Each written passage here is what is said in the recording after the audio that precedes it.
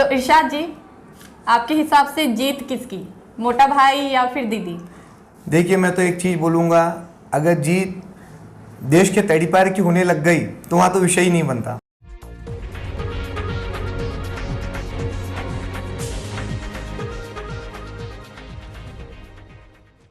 दोस्तों नमस्कार, आप देख रहे हो इंडिया फैक्ट न्यूज़ और मैं हूँ आपके साथ कीर्ति।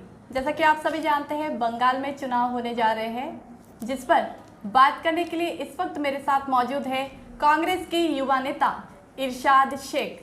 इरशाद जी, बहुत बहुत स्वागत है आपका इंडिया फैक्ट न्यूज़ पर।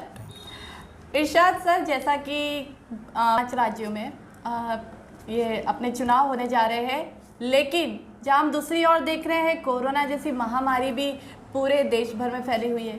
फिर ऐसे में अगर चुनाव होने जा रहे हैं, वही दूसरी ओर कोरोना जैसी महामारी, तो क्या आपको ये सही लगता है? देखिए, जैसा कि आपने अभी बोला, 5 राज्यों में चुनाव होने जा रहे हैं और इस वक्त कोरोना की जो महामारी चल रही है, मैं एक चीज़ आपको बताना चाहूँगा मैडम, अगर 5 राज्यों में इलेक्शन है और ये कोरोना केस में हम अगर रुका देते हैं तो ये गलत है।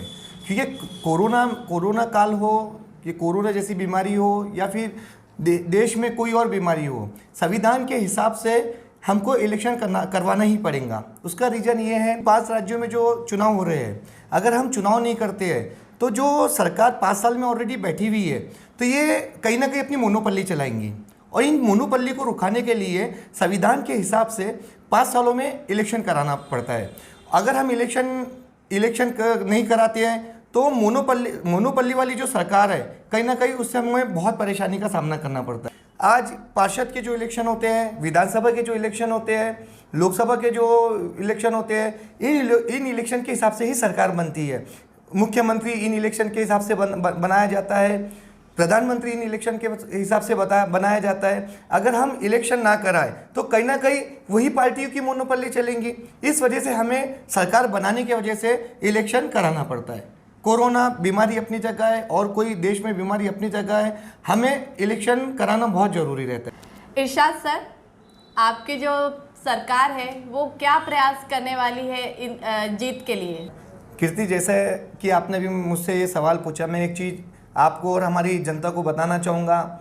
क्या कांग्रेस की जो सरकार है, आज 5 राज्यों में जो इलेक्शन चल रहे हैं, इन इलेक्शन को देखते हुए आज स्टार प्रचारक बनाए हैं। आज हर राज्य में, 5 राज्य में कांग्रेस पार्टी ने स्टार प्रचारक के रूप में आज बड़े बड़े नेता को और जो हमारे यहाँ के बड़े चेहरे हैं उन्हें स्टार प्रचारक के रूप में आज 5 राज्यों में भिजाया गया है। और जिसमें से हम देखते हैं क्या हमारे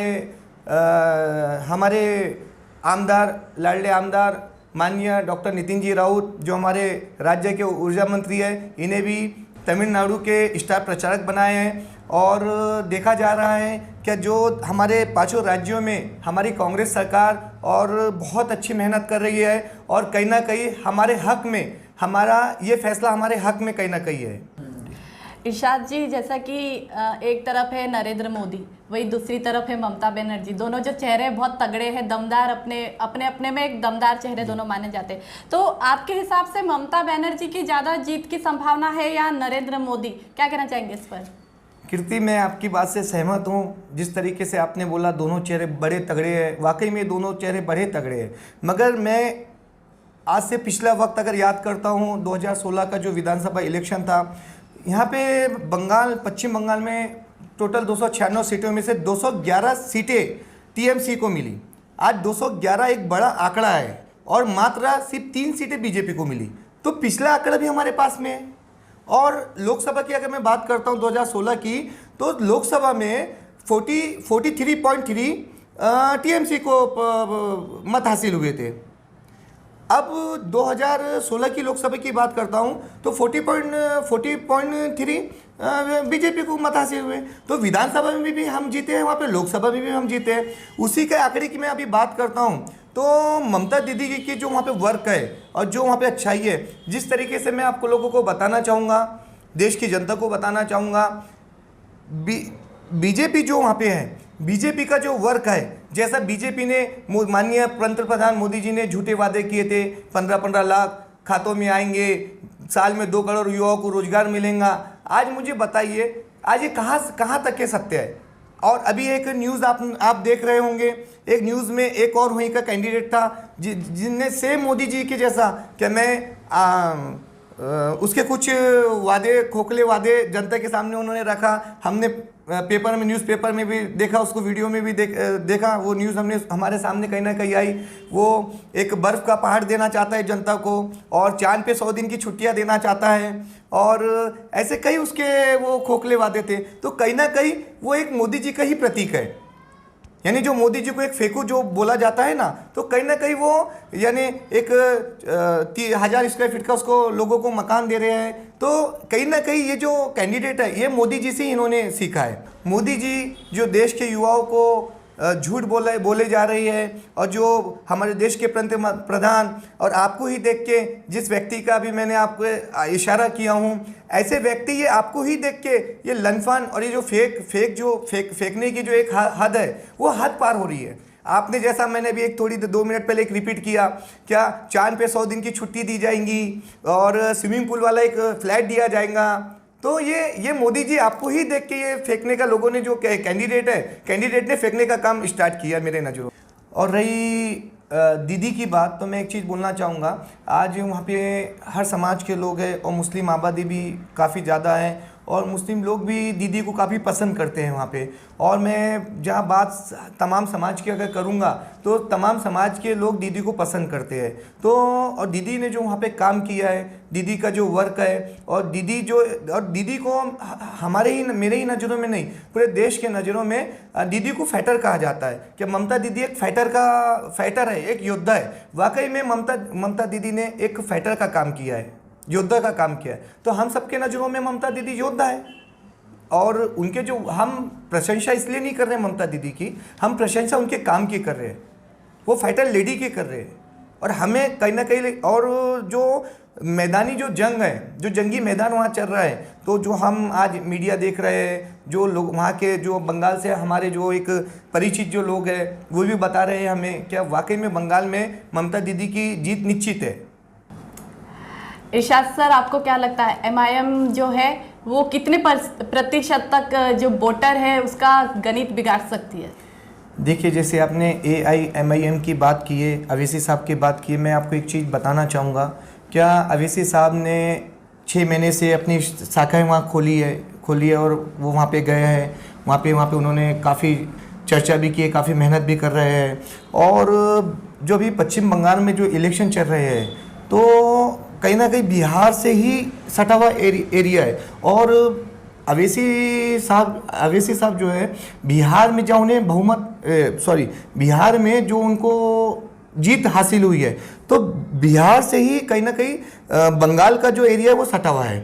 तो उनके जो वोटर है, अवैसी साहब के जो वोटर है, तो यहाँ कहीं ना कहीं मुझे लगता है कहीं ना कहीं दबंगी ओवैसी साहब भी एक जाना माना चेहरा, तगड़ी पार्टी, तगड़ी उनकी जो भी रहती है, काफी कुछ ये है। तो हो सकता है MIM के वजह से गणित यहाँ बिगड़ सकता है। तो वही मैं आपको बताना चाह रहा था मैडम, कहीं ना कहीं कांग्रेस को और ममता जी को इसलिए उसका नुकसान हो सकता क्योंकि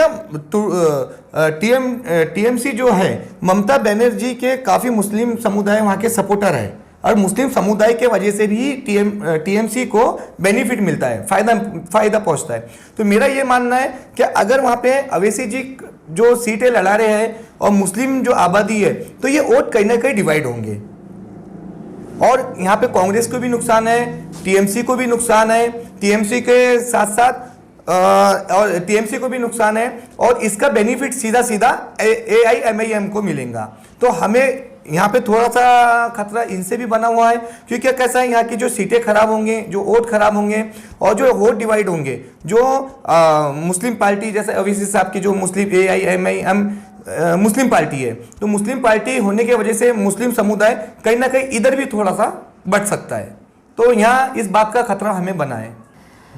इरशाद सर, मैं एक क्वेश्चन यहाँ पर आपसे करना चाहती हूँ। जैसे कि आपने कहा कि ममता बनर्जी है, उनको मुस्लिम समुदाय की तरफ से काफ़ी सारे बहुमत मिल सकते हैं, ऐसी संभावना है।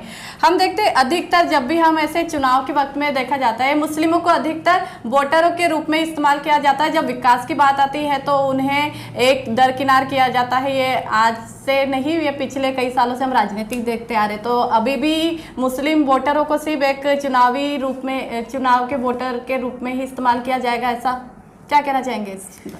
नहीं, ये चीज़ तो मैं नहीं मानूंगा कि हमको चुनाव के हिसाब से ही यूज़ किया जाता है। देखिए, कहीं ना कहीं दबंगगिरी हम में भी होती है, और इलेक्शन का जब वो रहा तो मुस्लिम समुदाय ज़्यादा आकर्षित कांग्रेस के प्रति ही होते हैं। मगर पश्चिम बंगाल की बात करते हैं तो वहाँ पे ममता बनर्जी, जिन्हें एक फाइटर लेडी कहा जाता है, आज इन्होंने मुस्लिम समाज के प्रति काफ़ी इनकी मोहब्बत देखने मिलती है। तो अब आपने यहाँ पे जो एक अवैसी साहब का नाम निकाला, AIMIM का नाम आपने निकाला, तो मैं ये चीज़ बोलना चाहूँगा कि देखिए, हमको AIMIM से वहाँ ज़्यादा नुकसान नहीं होगा। वहाँ इसलिए नुकसान नहीं होगा क्योंकि क्या मुस्लिम समुदाय भी आज जागरूक हो गया है। आज कांग्रेस जो 60 साल से जो देश पे राज की है, 60 साल में जो कांग्रेस ने एक बहुत अच्छा काम किया है। आज बिजली पहुंचाने का काम किया, घर घर टेलीविज़न पहुंचाने का काम किया। आज जो बड़ी बड़ी कंपनियां बनाई हैं, कंपनियां में उद्योग लाने का काम किया कांग्रेस ने। और आज जो हमारे पास में लड़ाकू विमान कम हुआ करते थे, फाइटर विमान का लड़ाकू विमान हमारे पास कम हुआ करते थे, आज कांग्रेस ने इन 60 साल के शासनकाल में कांग्रेस ने आज एक बहुत अच्छा उद्योग लाया। आज कांग्रेस ने बहुत अच्छी बड़ी बड़ी फैक्ट्री उद्योग की फैक्ट्रीज लाई। आज कांग्रेस ने आज बहुत अच्छा देश में टेलीविज़न पहुंचाया। आज कांग्रेस ने बिजली पहुंचाई। तो आज कांग्रेस ने देश का कई विकास किया है। तो अभी तक के जो AIMIM हमारे यहाँ नहीं हुआ करती थी, सिर्फ ये पार्टी हैदराबाद तक के ही सीमित थी। जब ये पार्टी आने के पहले आज मुस्लिम समुदाय कांग्रेस के प्रति जो एक मोहब्बत हुआ करती थी मुस्लिम समुदाय को, कांग्रेस छोड़ के कभी मुस्लिम समुदाय कहीं नहीं गया। मगर अब AIMIM आने के बाद ये चीज़ हमें देखने में भी है, कहीं ना कहीं एक अवैसी साहब मुस्लिम होने के प्रति तो लोगों का एक कुछ 1% लोग जो मुस्लिम समुदाय के जो लोग हैं, तो वो मुस्लिम होने की वजह से उन्हें समर्थन देते हैं। तो इरशाद जी, आपके हिसाब से जीत किसकी, मोटा भाई या फिर दीदी? देखिए, मैं तो एक चीज़ बोलूँगा, अगर जीत देश के तड़ीपार की होने लग गई तो वहाँ तो विषय ही नहीं बनता। और रही दीदी की बात, तो दीदी एक फाइटर लेडी है, और दीदी का जो वहाँ पे मैं विकास पे ही सबसे ज़्यादा जीत होती है। तो किसी भी पार्टी, चाहे कोई भी पार्टी हो, अगर वो विकास अच्छा करती है तो जीत उसी पार्टी की होती है। यहाँ पे हम देख रहे हैं कि 2 बार से जो 10 साल से जो TMC की जो सरकार है, इसने वाकई में ममता दीदी ने बहुत अच्छा वहाँ विकास किया है। शिक्षा के माध्यम से सहयोग मिला है और व्यापार के माध्यम से सहयोग मिला है। तो दीदी ने जो वहाँ पे वर्क किया है, मैं दीदी के काम की बात पे आपको बोलना चाहूँगा कि मैदानी जो वहाँ जंग चल रही है, पश्चिम बंगाल में जो मैदानी जंग चल रही है, मैं मैदानी जंग के हिसाब से बताना चाहूँगा यहाँ पे कि 100% जीत दीदी की ही है। तो ये तो था चुनाव से रिलेटेड पूरे सवाल, जिसका आपने काफ़ी अच्छे से जवाब दिया, लोगों को समझाने की कोशिश की। लेकिन जहाँ हम देख रहे हैं कोरोना महामारी चल रही है, लोग काफ़ी मारे गए हैं इस महामारी के बीच में। डॉक्टर भी उस तरह से, पहले जो हम देख रहे थे, पिछले साल हम देख रहे थे काफ़ी तन्मय होकर डॉक्टर भी काम कर रहे थे, लेकिन अब वो तल्लीनता हमें दिखाई नहीं दे रही। हर कोई अपने काम से बचता हुआ दिख रहा है। तो इस सब पर क्या कहना चाहेंगे आप? देखिए, आपने मेरे दिल का सवाल पूछा है। मैं अपने शहरवासियों को, देशवासियों को एक चीज़ बताना चाहूँगा कि कोरोना जो है, सबसे पहले डर का नाम कोरोना है। अगर हमें कोरोना ख़त्म करना है तो सबसे पहले खुद के इंसान के डर को ख़त्म करना पड़ेगा। सबसे ज़्यादा क्या हो रहा है, हम कोरोना से इस तरीके से अगर डर गए हैं, क्या कोरोना ने आधा बीमारी हमारे को डर से पैदा कर दिया है। अगर हम कोरोना को वाकई में हराना चाहते हैं तो कोरोना पे हमारी जीत को निश्चित करना पड़ेगा। आज हमको इतनी सी, अगर हम कोरोना जैसी बीमारी हमें हो भी जा रही है तो हमें डरने की कोई ज़रूरत नहीं है। आज हमको खुद को सेफ रखना है, हैंड वॉश करना है, मास्क को बांध के रखना है, घर में गर्म बॉयल वाटर पीना है, और बहुत सारी फैसिलिटीज़ जो है कोरोना की, आप तमाम लोगों को मालूम है कि किस तरीके से कोरोना अच्छा हो सकता है। दूसरी चीज़ मैं ये चीज़ बोलना चाहूँगा, कोरोना में जो हॉस्पिटल आज फुल है, जहाँ बेड खाली नहीं है। मैं आज बात कोरोना के टॉपिक पे डॉक्टर्स की करना चाहूँगा। आज हमारे नागपुर शहर में एक 6 से 7 दिन का पहले एक ऐसा हादसा सामने आया हमारे, जो मुझे 12:30 बजे रात में कॉल आया। मैं 10 नंबर पुलिया गया, वहाँ पे एक निजी अस्पताल है। जब मैं वहाँ पहुँचा तो उन्होंने मुझे बताया क्या 4 दिन पहले मम्मी को यहाँ लेके आया था, 4 दिन पहले मम्मी को लेके आए थे, मम्मी ने पापा को लेके आए, और पापा को जब मम्मी ने एडमिट की तो 2 दिन पहले पापा अच्छे थे, जो जिनके बेटे से हमारी बात हुई, मैं उनकी आपको ज़बानी बता रहा हूँ, पापा अच्छे थे। उसके बाद पापा की भी वहीं डेथ हुई, मम्मी की भी वहीं पे डेथ हुई। वहाँ पे केयर नहीं हो पा रहा है, उन्हें समझ नहीं आ, कई डॉक्टर्स ऐसे जिन्हें समझ में नहीं आ रही है कि कोरोना बीमारी क्या है, जैसे कि अभी वैक्सीन वगैरह निकली है। मैं एक चीज़ बोलना चाहूँगा दोस्तों जाते जाते, क्या ये मेरी जो बात है, मेरे जो शब्द है, ये डॉक्टरों के लिए है। मैं कई ऐसे डॉक्टर हैं हमारे देश में जो वाकई में पेशेंट की एक खिदमत करता है, मगर वहीं हम दूसरी जगह अगर आ जाते हैं, सिक्के का दूसरा पहलू देखते हैं, तो कुछ डॉक्टर ऐसे हैं जो सिर्फ अपने जेब भर रहे हैं, कुछ हॉस्पिटल्स ऐसे हैं जो सिर्फ अपने जेब भर रहे हैं, सिर्फ जेब भरने का काम कर रहे हैं। दोस्तों, सिर्फ पेशेंट को लाया जा रहा है हॉस्पिटल में, उनकी केयर नहीं की जा रही है। आज दोस्तों डॉक्टर को दुनिया में भगवान के बाद दूसरा दर्जा दिया जाता है।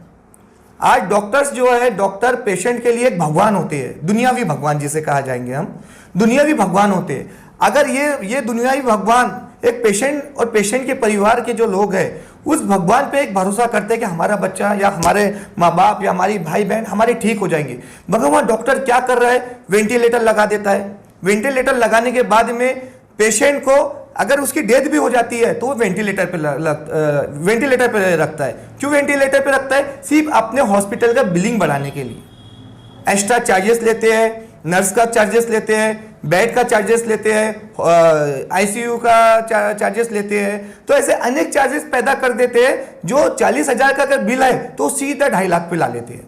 अब मुझे बताइए, एक आम व्यक्ति रिक्शा चलाने वाला, कोविड-19 का जो ये वक्त चल रहा है, कोरोना का जो महामारी बीमारी चल रही है, ऐसे वक्त में जब हमारे हिंदुस्तान में कई जगह धारा लागू हो जा रही है, कर्फ्यू लग जा रहा है, रात में या दिन में 8-8 दिन के लिए हमारा शहर बंद हो जा रहा है, तो ऐसे समय में हम वो पैसा कहाँ से लाएंगे?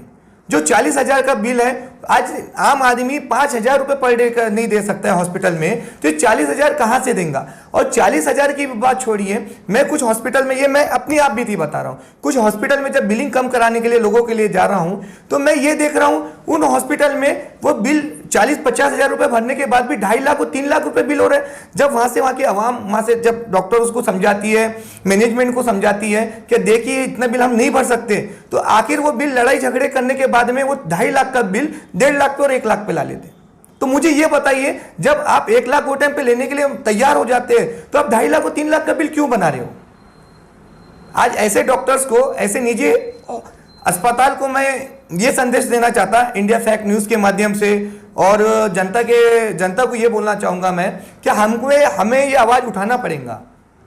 हमको आवाज़ अगर हम आज ही नहीं उठाएंगे, अभी नहीं तो कभी नहीं, आज ये जो है ये सीधा इस पे, चाहे वो हॉस्पिटल पे डॉक्टर्स अपनी पॉलिटिक्स कर रहे हो, चाहे अपना बैंक भरने का काम कर रहे हो, तो मैं ऐसे डॉक्टर्स को बोलना चाहूँगा कि ये वक्त नहीं है अपने बैंक भरने का। अभी वक्त है कि दुनिया में जो लोगों ने आपको दुनियावी भगवान बोला है, उन भगवान का प्रतीक बन के आपको उन लोगों की खिदमत करना है जो इस बीमारी से गूंज रहे हैं। क्या जो तकलीफें थी मैंने आपके सामने ला के रख दिया, अब आगे आप लोगों का काम है पेशेंट के साथ मोहब्बत से पेश आना, पेशेंट की देखभाल करना। बस मेरे यही शब्द है कि इस कोरोना कॉल में आप जो परिवार है, परिवार की हमदर्दी को देखते हुए आप अपने तरफ से जो कोऑपरेट कर सकते हैं, बस कोऑपरेट कीजिए। धन्यवाद। बहुत बहुत शुक्रिया इरशाद आपका। तो दोस्तों, ये थे इरशाद शेख, जिन्होंने चुनावी मुद्दों पर तो बात की, लेकिन साथ ही साथ कोरोना महामारी में डॉक्टरों को भी बहुत कुछ बताने की कोशिश की कि इस वक्त में कृपया करके आप अपने जेब ना भरते हुए मरीजों का समर्थन कीजिए, उनका साथ दीजिए, ऐसे उन्होंने शब्द करे। और आशा करते हैं इंडिया फैक्ट न्यूज़ के माध्यम से ये आवाज़ ज़रूर जनता तक जाएगी, लोगों तक जाएगी, समाज तक जाएगी, और ऐसे ही जन जागृति फैलाते रहेंगे। आगे भी ऐसे ही प्रोग्राम्स आप तक लाते रहेंगे, लेकिन आज के लिए फ़िलहाल इतना ही। आज के लिए दीजिए हमें इजाज़त। धन्यवाद। हमारा चैनल सब्सक्राइब करें और बेल बटन दबाना ना